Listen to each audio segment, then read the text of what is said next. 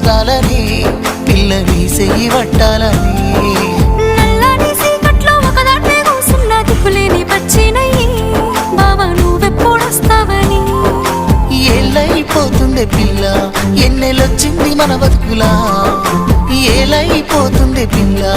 ఏలు వట్టంగా వస్తున్నాగా ఇన్నాళ్ళ ఎడబాటు ఎడవాసిపోతుందిలే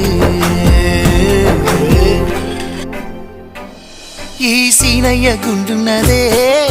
సినదారా నీ కోసము ఈ దూరాన్ని చెరుపుతూ తీరాల తెగిరింది అందాల ఈ మానము